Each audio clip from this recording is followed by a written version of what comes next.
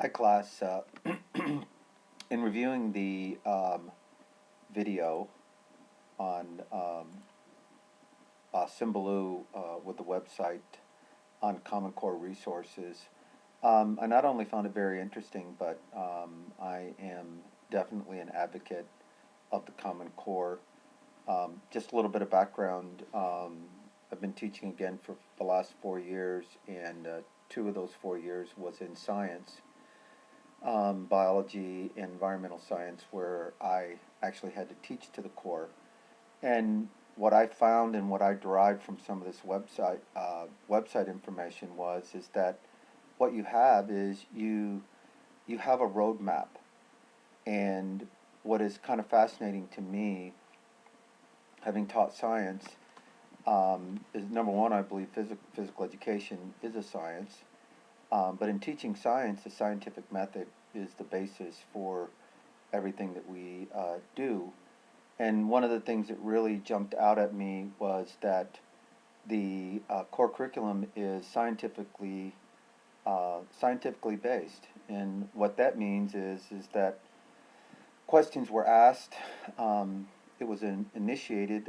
California passed it in 2010, but it had kind of been a long process through a lot of assessment, diagnostic work, in testing students just to see, how well they were learning. And the end result is that it, in my opinion, I think we're going back to the basics. But the key for me that reinforced my teaching is that um, this is just a roadmap. And even when I was reading it, we have the roadmap, which is scientifically based, and we all know as education teachers, what we're trying to do. But when you look at the overreaching standards, um, and then look at the whole process of when you assess your kids, finding out where they're at. Like I said before, you do have the roadmap that you can create the goals. And the goals and the standards begin in kindergarten. And I'm kind of fortunate right now because I'm working K through 12, and our whole curriculum is based on the core, and it's sports oriented, um, and it's very effective. But what I've seen too is the end result of what's been taught, like with my senior high classes, what's been taught, my younger kids actually are doing better at some of the basic fundamentals of physical education, like an overhand throw or object control skill of batting, um, because we've initiated this in the last year, and the standards work. Um, there's been a lot of careful research done on the standards by some um, very well documented and highly educated people. And so there was a lot of thought process that was put into it. Um, I think more or less what I derived from it too is that it really stuck in my mind when it talked about the roadmaps here. What you have to do, or what we have to do as teachers, is create a process for actually teaching the students.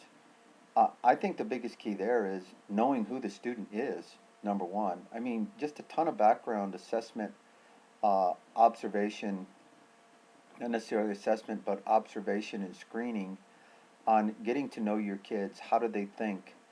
Um, it may sound strange to some of you, but my kids call me by my first name, kindergarten through 12.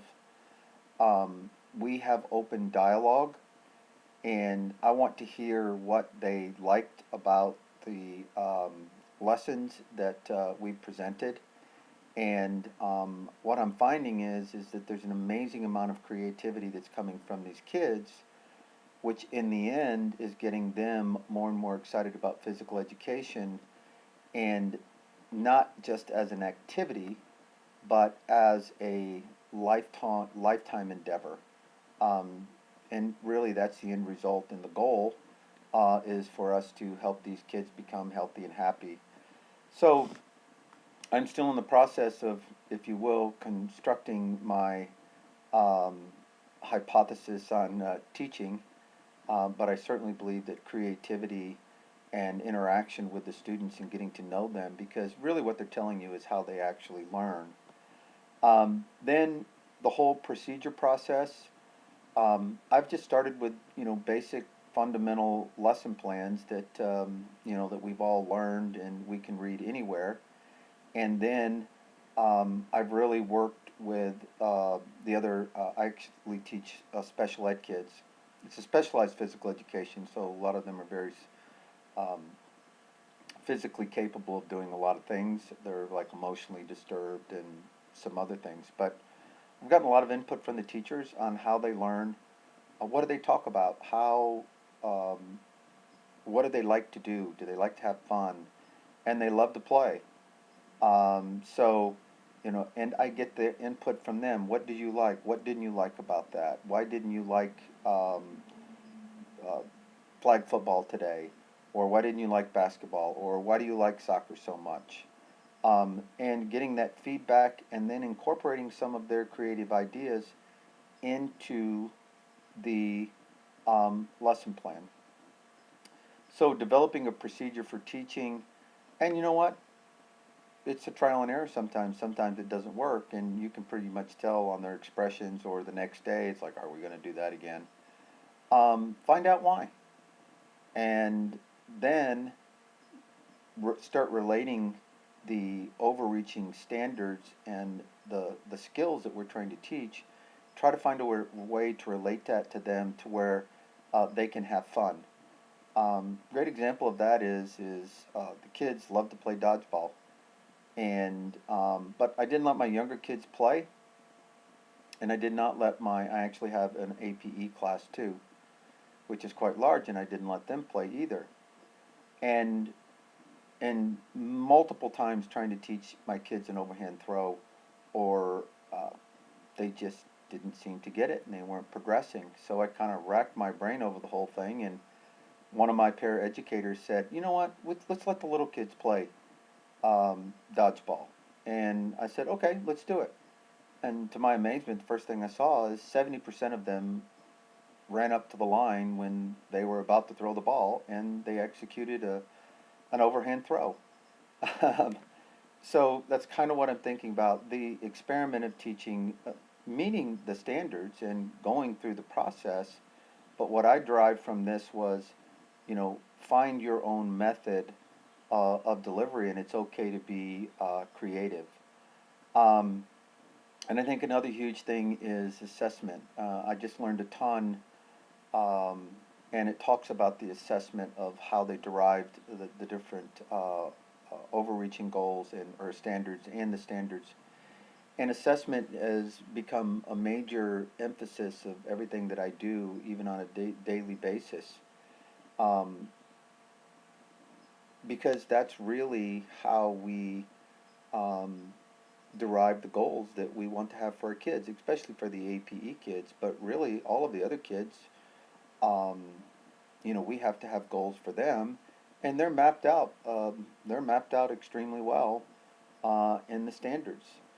And then just making sure that you align for me, aligning the lesson plans um, with the standards, and assessing and continually assessing what works, what doesn't work, how can we get this accomplished.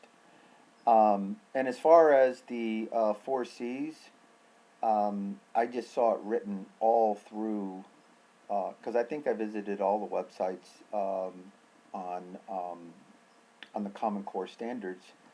I'm, you know, the four C's, creativity is to me being able to adapt.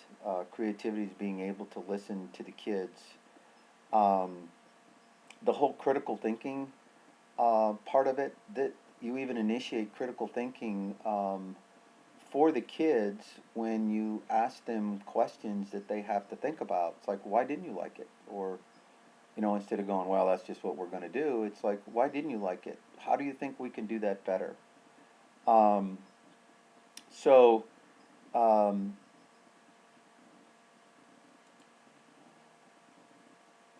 okay,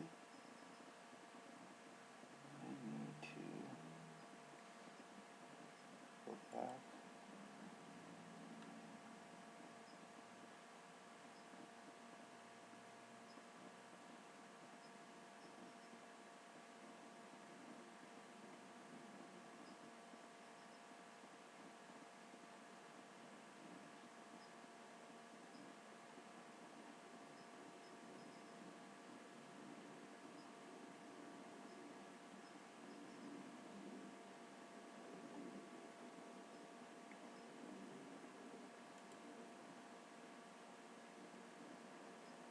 And going back to what I was talking about, um, collaboration, collaboration with one-on-ones, collaboration with para-educators, collaboration with the kids, extremely important, and it's generated not only a lot of great ideas, um, and then just communication, communication on all levels, communication with the needs that you have, with administration, communication with your kids, communication with other teachers, and in my case, of course, with my adaptive physical education kids, physicians, OT, psychologists, counselors, and I've derived a ton of useful information from the counselors that we work with also. So I am definitely an advocate of the core. That may sound strange to some of you, but I think one of the biggest reasons is the core